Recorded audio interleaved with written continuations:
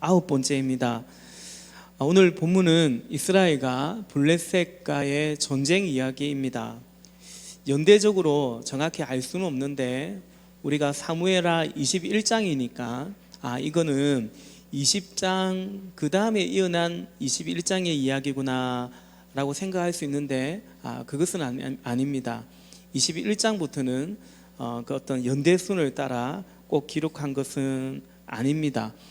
아마도 언제적 이야기일까? 다윗이 유다의 왕뿐만 아니라 이스라엘 전체의 왕으로 예루살렘에서 등극하기 이전에 일어난 일이 아닐까 그렇게 추정이 됩니다. 왜냐하면 다윗이 이스라엘의 그런 통합 왕이 되어서 그 사무엘하 5장에 보면 블레셋과의 전쟁 가운데 큰 승리를 거두었기 때문에 그 이후로 다윗의 때에는 블레셋이 이렇게 이스라엘을 쳐들어오고 그런 적은 또 없었기 때문입니다. 우리 사무엘하 5장 20절 말씀에 보면 그래서 다윗이 바알 브라심으로 쳐들어갔다. 다윗이 거기에서 블레셋 사람들을 쳐서 이기고 나서 이렇게 말하였다. 홍수가 모든 것을 휩쓸어 버리듯이 주님께서 나의 원수들을 내 앞에서 그렇게 휩쓸어 버리셨다. 그래서 사람들이 그곳 이름을 바알 브라심이라고 한다. 아멘. 홍수가 모든 것을 휩쓸어 버리듯이 주님께서 나의 원수들을 블레셋 군대를 그렇게 휩쓸어 버리셨다라는 것입니다. 5장에 보면 한 번도 또 블레셋이 덤벼드는데 동일하게 하나님께서 큰 승리를 다윗에게 안겨주셨습니다. 결과적으로 본문의 이야기는 블레셋, 그 중에서도 가드 사람, 그 중에서도 거인족의 자손 가운데 4명의 용사를 다윗과 또 그의 부하들이 모두 죽였다라는 이야기이지 않습니까? 이 이야기를 왜 이 사무엘하 끝자락인 이 21장에 이렇게 기록했는가? 그것은 승리는 오직 하나님께 있다라는 그 메시지를 전하기 위함인 거죠.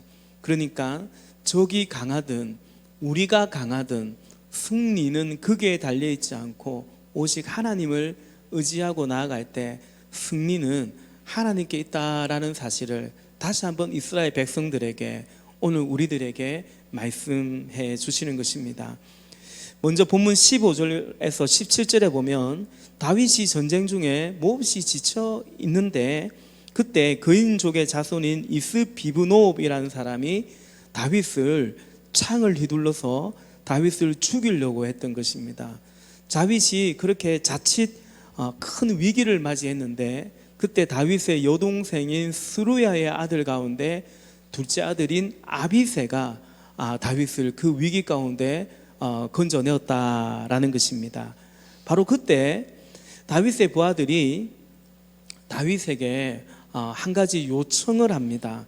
이게 17절 말씀인데 우리 한 번 더 읽어볼까요? 오늘 17절이 중요한 구절이라 한 번 더 읽어보겠습니다. 시작.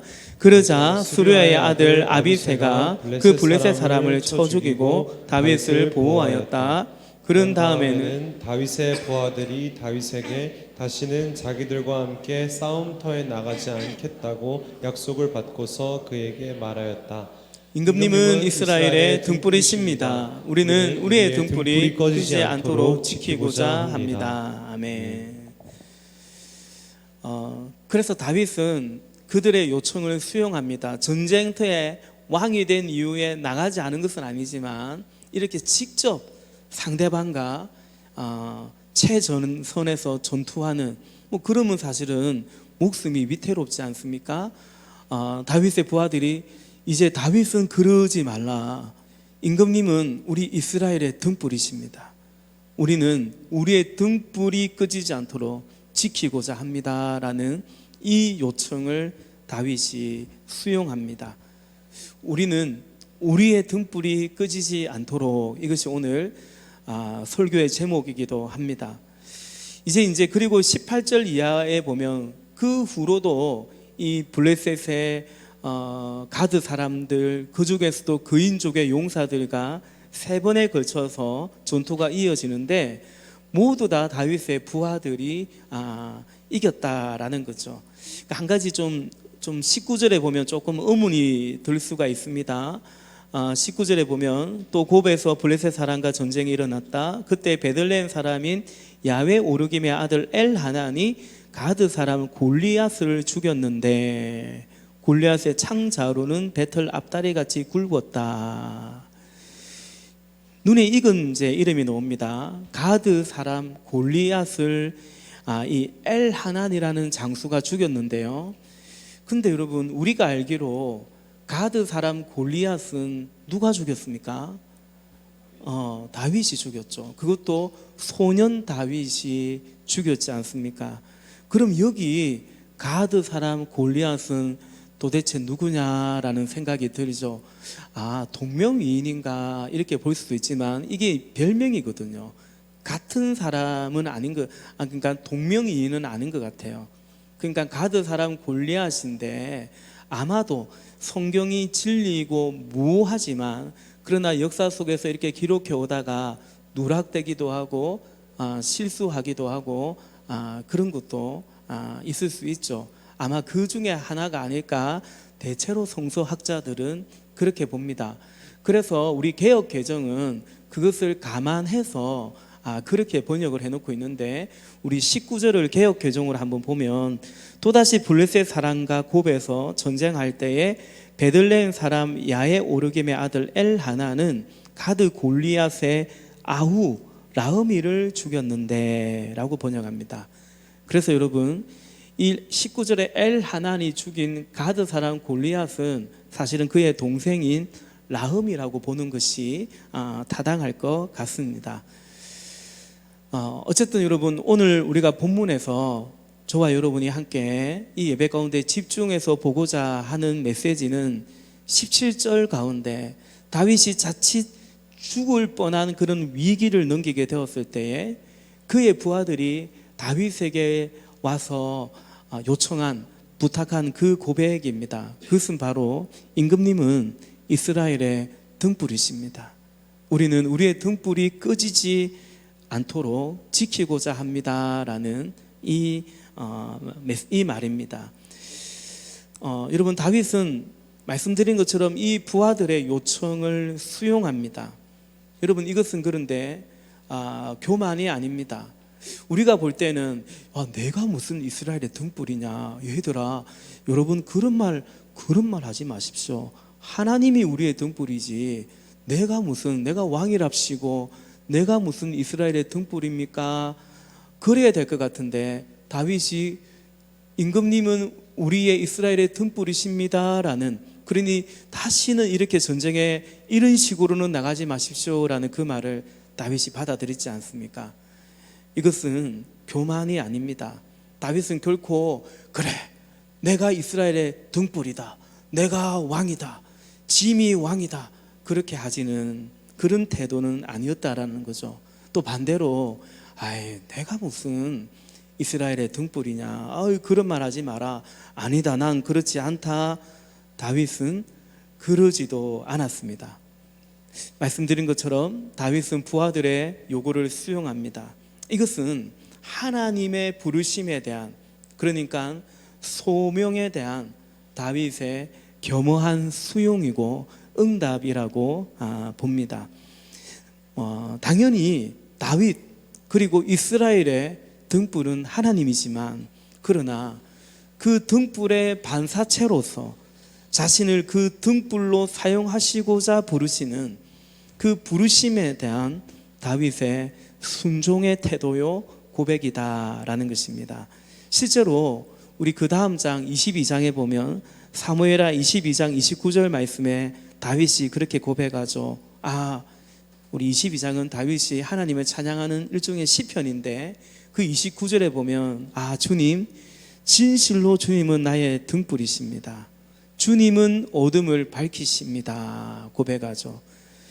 여러분 다윗의 그리고 이스라엘의 등불은 오직 하나님이시며 바로 그 빛 안에서 다윗은 이스라엘의 등불일 수도 있고 아니 등불이어야 했던 것입니다.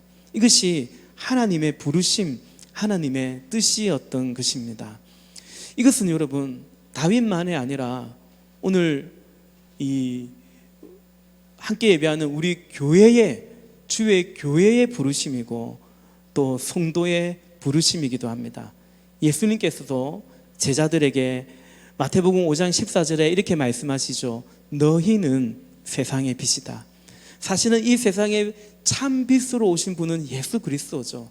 요한복음에서 예수님께서는 나는 세상의 빛이다 라고 말씀하신 그분께서 당신의 제자들을 향해, 오늘 우리들을 향해 너희는 세상의 빛이다, 산 위에 세운 마을을 숨길 수 없다. 여러분, 저도 어릴 때 그런 좀 산동네 살았는데요. 제가 고향이 부산이거든요. 부산역에 딱 내리면 바로 맞은편에 산동네 불이 환합니다. 산 위의 동네 불이 켜져 있기 때문에 숨길 수가 없죠. 너희는 그런 세상의 빛이다 말하고 있는 것입니다. 그러므로 여러분, 우리가 오늘 이것에 대한 분명한 이해와 응답이 있기를 바랍니다. 가령 여러분, 저 얘기를 좀 한다면 하나님께서 이 시간 이 부족한 종을 통해서 하나님의 말씀을 전하고자, 하나님의 말씀을 대언하고자 하나님께서 저를 부르시고 세우셨다라는 사실을 제가 믿는 것이 합당하지 않겠느냐라는 것입니다. 그러지 않고, 아니 마치 내가 하나님이냐 주의 말씀을 대언하는 것이 아니라 내 마음대로 창작하듯 말씀을 전한다든지, 혹은 제가 무슨 감히 하나님 말씀을 전합니까? 그러면서 이 자리를 피해버리거나 도망쳐 버린다든지, 아니면 나는 뭐 별로 똑똑하지도 않고 나는 정말 많이 부족하니까 훌륭한 목사님, 유명한 목사님, 그런 말씀을, 그런 분들의 설교 말씀을 그대로 뺏겨서 그냥 이 시간에 그냥 전하게만 한다든지, 만일 제가 그렇게 하나님 앞에 반응한다면 그것은 겸손이 아니라 오히려 저를 부르신 하나님에 대한 불신앙적이고 불순종하는 태도가 되지 않겠느냐라는 것이죠. 요한복음 14장에서 우리가 잘 아는 말씀이죠. 14장 6절에 내가 곧 길이요 진리요 생명이니 나로 말미암지 않고는 아버지께로 올 자가 없느니라 말씀하셨습니다. 예수께서 하신 말씀입니다. 여러분, 요한복음에, 특별히 요한복음을 보면 예수님은 나는 이러하다라는 것을 스스로 말씀하시는 경우가 많습니다. 나는 양의 문이다. 나는 하늘에서 내려온 신령한 떡이다. 나는 길이요 진리요 생명이다. 나는 생명의 양식이다. 그렇게 나는 뭐뭐하다, 나는 부활이고 생명이다, 이런 말씀들이 많죠. 최은기 목사님은 한때 20살부터 30살 정도까지 사실은 이제 선교자의 손주로 자랐지만 신앙을 떠난 적이 있는데, 그때 왜 신앙을 떠났는가? 그 중에 하나는 예수님이 너무 건방져 보이더라, 그렇게 생각이 들더라는 거죠. 그러니까 이 젊은 청년이 뭐 그리 잘난 것도 없는데 누가 예수에 대해서 이렇게 증언하는 것뿐만 아니라 나는 이렇다, 나는 길이다 진리다 생명이다, 이렇게 말씀하시는 것이 못마땅하게 한때 여겨지기도 했더라 말씀합니다. 여러분, 예수님께서 이것이 오버하는 것입니까? 아니면 예수님은 길이요 진리요 생명이요, 예수님을 통하지 않고서는 하나님께로, 하나님 나라로 갈 수가 없다라는 이것이 진리이고 사실이냐라는 거죠. 이건 오버가 아닙니다. 이건 진리고 사실입니다. 예수님은 이것이 당신을 통해서 이루고자 하는 하나님의 뜻이라는 사실을 경의히 받아들이고, 그래서 하나님께로 가는 그 왕같은 제사장으로, 영원한 제사장으로, 영원한 또 대속 제물로 죽기까지 하나님께 복종하셨던 것입니다. 여러분, 등불이신 하나님이 다윗을 그 등불로 부르셨듯이 참 빛 되신 주님께서 제자들을 세상에 빛되어라, 소금 되어라 그렇게 부르셨듯이 오늘 우리를 그렇게 부르셨다라는 사실을 말씀드리는 거죠. 교사로 우리 지금도 어린이부 청소년부 예배 드리는데 교사로 부르기로 했고요. 부르시기도 했고요. 우리를 목장에 목자로 목녀로 또 목자와 부목자로 우리를 장로로 근사로 안수집사로 또 집사로 직분자로 부르시기도 했습니다. 이것을 부인하는 것은 자기를 부인하는 것이 아니라 오히려 우리를 부르신 그 부르심을 그 소명과 사명을 망각하는 것이 된다라는 사실을 기억해야 됩니다. 그러므로 여러분, 우리는 다 부족하죠. 그럼에도 불구하고 우리를 부르신 이 주님의 부르심 앞에 우리 수련회 가운데 집회 가운데 강사 목사님께서 말씀하신 것처럼 우리 이 부르심 가운데 네, 제가 한번 해보겠습니다. 제가 빛 대신 주님의 반사체가 되어서 빛의 자녀로 빛의 사자로 한번 살아가 보겠습니다. 그렇게 감사하며 또 응답하시는 저와 여러분 우리가 될 수 있기를 간절히 소망합니다. 여러분, 이 믿음 안에서 이 이해와 믿음 안에서 우리가 어떻게 살아가야 될까? 특별히 무엇에 힘을 써야 가야 될까? 그것은 우리가 우리의 등불인 우리의 빛 대신 그 주님 앞에 거하는 것, 주님 안에 머무는 것입니다. 우리가 빛으로 등불로 살아가기 위해서 바로 그것을 힘쓸 것이 아니라 그 이전에 언제나 등불이신 하나님 앞에 예배자로 서 있어야 된다라는 것입니다. 저 같은 사람은 사역자라 부르고 우리 가정교회에서는 평신도도 사역자라고 정의하는데요. 그렇게 사역하기 이전에 사역자이기 이전에 먼저 예배자이어야 된다라는 사실입니다. 우리는 발광체가 아닙니다. 스스로 빛을 낼 수 없어요. 등불일 수가 없습니다. 우리는 반사체입니다. 그래서 그 오직 등불을 따라서 등불이며 우리 안에 있는 그 빛만큼 등불만큼 우리는 빛이요 등불일 수 있다라는 사실입니다. 우리는 이 사실을 알고 오히려 이것을 사모하고 또 결단해야 합니다. 하나님의 등불 그것 따라 살겠다, 그것만큼 살아가겠다, 그것이 우리의 결단이어야 됩니다. 그 이하도 아니고 그 이상도 아니기를 우리는 사모해야 됩니다. 우리는 포도나무의 가지로서 나는 포도나무요 너희는 가지라 말씀하셨으니 포도나무의 가지 되어서 포도 열매, 예수 열매 맺을 뿐만 아니라 다른 열매는 추구하지 않는 거죠. 포도나무의 가지가 포도 아닌 다른 것도 막 열매 맺고자 하는 그런 욕심을 우리는 오히려 부인해야 되는 것입니다. 지난 주일 또 집회 가운데 우리 인천 등대교회 가구신 목사님께서 우리에게 참 필요한 은혜의 말씀을 전해주셨는데요. 저도 사실 인천 등대교회라서 인천이 항구니까 목포도 항구고 인천도 항구인데 그래서 등대가 아닌가 그래 생각했는데 그게 아니라 그 성소 안에 있는 그 성소의 등잔대, 그래서 그 등대의 의미를 담아서 교회 이름을 정했다. 그 교회 이름의 뜻이다. 그리 말씀하셨죠. 이렇게 말씀 준비하면서 그 등대, 성소 안에 있는 그 등대가 생각이 납니다.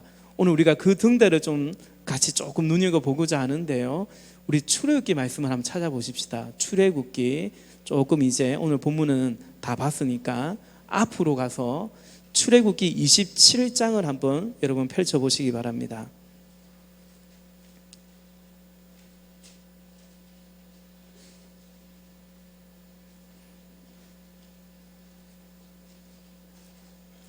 오늘도 예배 후에 맛있는 애찬이 준비되어 있습니다. 여러분 다 식사하시고 또 교제하시고 돌아가시기를 바랍니다. 왜 갑자기 이 얘기를 하냐 하면 배가 고프네요. 네. 출애굽기 27장. 자, 생명의 양식을 먼저 먹고, 자, 출애굽기 27장 20절과 21절 화면에도 있습니다. 우리 같이 한번 읽어 보실까요? 너는 이스라엘 자손에게 명하여 올리브를 찧어서 짜낸 깨끗한 기름을 가져다가 등불을 켜게 하되 그 등불은 늘 켜두어라. 아론과 그 아들들은 그것을 해막 안에 증거계 앞에 쳐놓은 휘장 밖에 켜두어서 저녁부터 아침까지 주 앞에서 꺼지지 않도록 보살펴야 한다.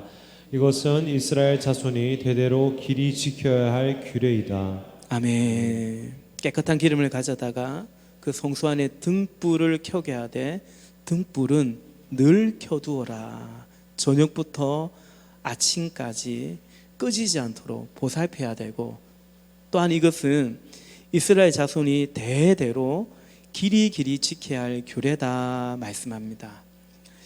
여러분, 등불은 왜 켭니까? 어둡기 때문에 밝히고자 켜는 거죠.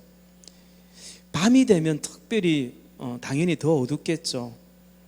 그런데 그 어두움 때문에 바깥의 그 어둠을 따라 살아가는 것이 아니라 이스라엘 백성은 성소 안에 있는 하나님 앞에서의 그 등불을 따라 살아가야 된다 말씀하시는 거예요. 그게 이제 그 의미입니다. 낮이 되면 사실 뭐 전깃불도 안 켜도 켜봤자 별로 의미도 없이 밝지 않습니까? 그러니 그 성수의 그 작은 등불 낮에 켠들 뭐 그것이 의미가 있겠습니까? 그러나 그 등불은 늘 켜두어라 말하고 있죠. 그러니까 세상의 그 빛을 따라 살아가는 것이 아니라 그 빛이 때로 하나일지라도 우리는 세상 빛을 따라 살아가는 것이 아니라 성소의 빛 따라서 그 빛만큼 살아가는 것이 하나님의 백성이다라는 말씀입니다. 사랑하는 여러분, 성도는 성소의 등불만큼 그 등불의 빛을 따라 빛만큼 살아가는 것입니다. 어둠 때문에 어둠의 장악을 당하는 것이 아니고, 어둠에 굴복당하는 것이 아니고, 성소의 등불을 따라 살아가는 것이고, 또 때로는 환한 빛이 있다 할지라도 우리 개인적으로도 때로 그런 하는 일마다 형통하고 부족한 것이 없고 승승장구를 한다 할지라도 그것 따라 살지 않고, 뭔가 대박이 나고 혹 그럴지라도 그것 따라 살지 않고 우리는 성소의 빛을 따라 주의 말씀을 따라 주의 뜻을 따라 살아가는 것이다. 그것이 우리의 등불이신 그분의 부르심을 따라 이 땅 가운데 하나님의 등불 되어 살아가는 교회의 성도의 부르심이고 삶이다라고 말씀하고 있는 것입니다. 우리 이미 훌쩍 다 여기 성인들 아닙니까? 또 연로하시기도 하지 않습니까? 지나온 과거의 날들이 있을 것입니다. 우리 가정이 어떻고 나의 성장 배경이 어땠고 뭐 그런 아픔과 실패와 상처들이 어두움이 얼마든지 있을 수 있죠. 그런가 하면 상대적으로 다를 수도 있을 것 같습니다. 그러나 이제 하나님의 백성인 우리는 성소의 등불 따라 그것이 꺼지지 않고 늘 그 빛 따라 그 등불 따라 살아간다 말씀하고 있습니다. 우리 사무엘상 말씀도 한번 보기로 원하는데요. 사무엘상 조금 더 다시 뒤로 가서 사무엘상 3장 말씀 보겠습니다.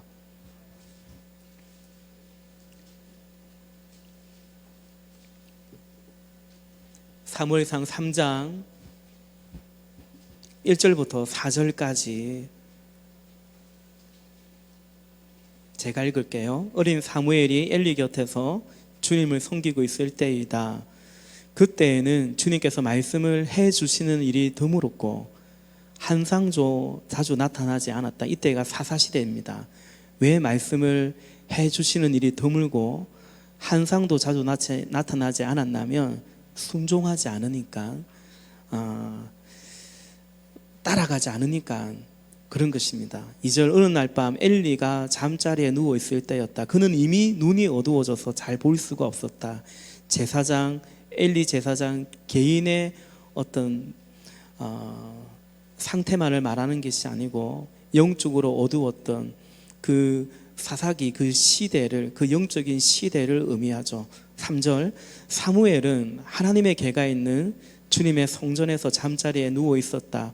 이른 새벽 하나님의 등불이 아직 환하게 밝혀져 있을 때에 4절, 주님께서 사무엘아 사무엘아 하고 부르셨다. 그는 제가 여기 있습니다 하고 대답하였다. 여러분, 세상이 어두운 그 사사기 때에, 그때에도 하나님의 성소, 그 성소에는 여전히 하나님의 등불이 환하게 밝혀져 있었다라고 말합니다. 그 어두움이 그 시대를 지배하는 것이 아니고, 그 역사를 이끌어가는 것이 아니고, 그 어둠에 비하면 정말 작은 등불이겠지만 성소 안에 있는 그 빛이 여전히 이 시대를, 역사를 이끌어간다, 다스려간다라는 사실을 의미하죠. 그리고 그 성소 안에, 그 성소의 등불 아래에 어린 사무엘이 있었다라는 것입니다. 성소 안에 하나님의 등불이 그래서 그 사무엘에게 비춰졌고, 그 빛을 받은 사무엘이 이스라엘 가운데 그 빛을 비추기 시작했고, 그리고 때가 이름에 또 주의 그 빛의 음성을 따라서 사무엘은 다윗에게 하나님의 기름 부으심을 행하였고, 그래서 하나님의 빛을 받은 다윗은 오늘 그의 부하들의 고백처럼 이스라엘의 등불로서 그 빛을 비추었고, 그리고 그 다윗의 후손으로서 약속대로 예수 그리스도가 이 땅에 오셔서 이 어둠을 걷어내는 여명이 되셨고, 요한복음 1장의 말씀처럼 이 세상에 우리를 구원하신 참 빛이 되어 주신 것입니다.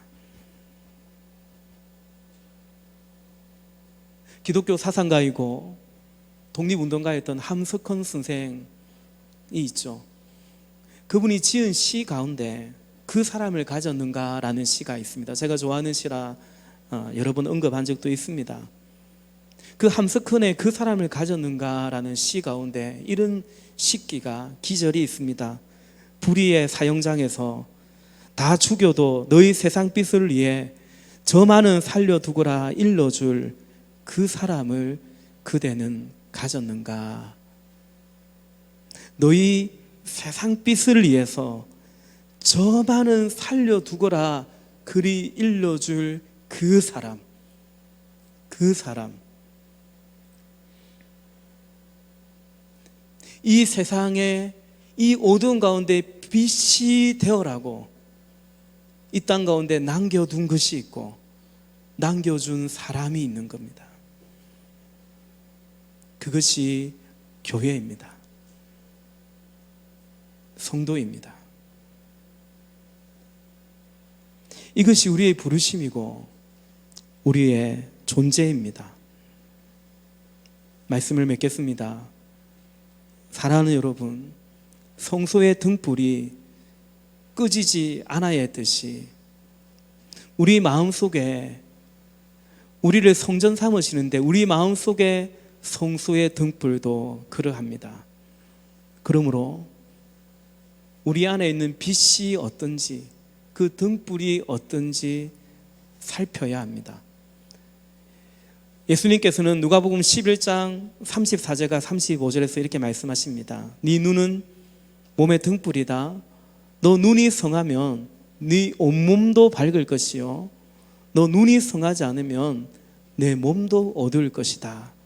우리 35절 같이 봅니다. 시작. 그러므로 내 속에 있는 빛이 어둡지 않은지 살펴보아라 말씀합니다. 여러분, 네 눈은 몸의 등불이다. 우리 눈으로 보는 것이 우리 몸의, 우리 삶의 등불입니다. 종종 말씀드리는 것처럼 마음이 가면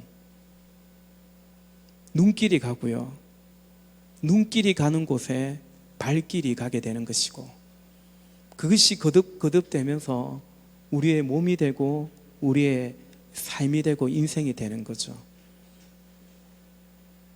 그래서 우리는 그 등불 따라, 우리 눈에 보이는 등불 따라 그 등불만큼 실제로 우리는 살아가고 있고 살아가게 되는 것입니다.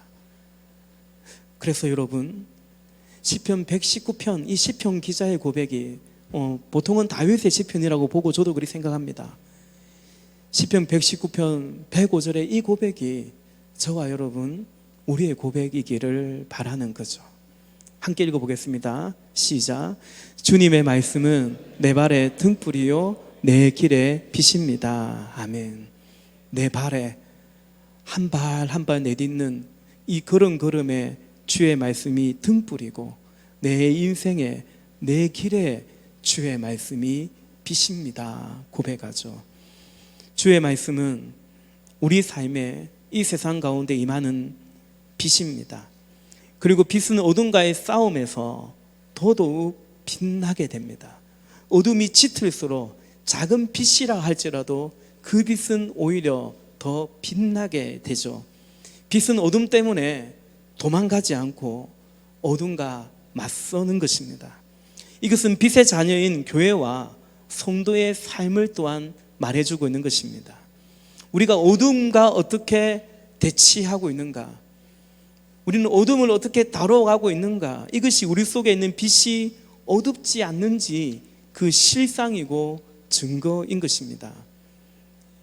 교회 몰락의 시대에 신을 말한다라는 김대식 교수님의 책이 있는데 그 책 가운데 한 문장을 인용해 보겠습니다. 믿음이 있다고 하는 것은 세상을 이기는, 즉 저항하고 반항하겠다는 각오와 용기를 가지고 사는 삶입니다.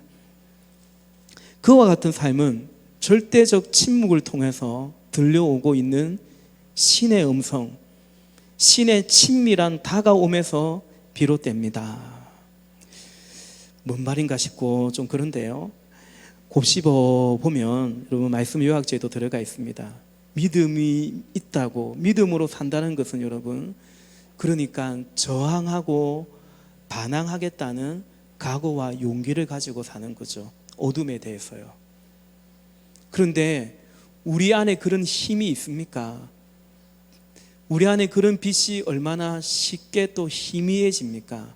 그러므로 믿음으로 하나님의 그 등불로 살아갈 때는 그것은 절대적 침묵을 통해서 들려오는 하나님의 음성, 그분과의 친밀한 가운데 그것이 가능하다라는 사실, 그 고백인 거죠. 이처럼 여러분, 빛은 어둠과의 싸움 속에서 더욱 빛나게 되고요, 그리고 이 빛은 그렇기 때문에 더더욱 빛을 사모하게 됩니다. 더더욱 어둠과 저항하면 저항할수록 이 빛은 또 빛 가운데 거하고자 그렇게 그분의 음성을 향해서, 친밀함을 향해서 나아가게 되는 것입니다. 사랑하는 여러분, 성소의 등불을 향해 잠잠히 나아가시는 사사시대니까 엘리 제사장마저 타락했으니까 시대를 탓하지 말고, 그 어린 사무엘이 그래서 그 성소에서 아예 잠을 자면서 하나님의 등불 아래에 있었던 것처럼 우리가 빛 대신 주님께로 그분의 음성을 향해서, 그 친밀함을 향해서 함께 나아갈 수 있기를 바랍니다. 그래서 우리 하나님의 등불이 되어서 세상의 등불로 비추시기를 원하는 그 복된 부르심의 영광과 순종이 우리 교회에, 또 저와 여러분의 참 복된 그런 삶이 되기를 주님의 이름으로 축복합니다. 우리 이 시간 같이 기도하십시다. 우리 찬양하고 기도할까요? 우리 나를 부르신 주, 오늘 예배 처음 한 찬양인데 우리 그 찬양, 우리 함께 우리를 빛으로 부르신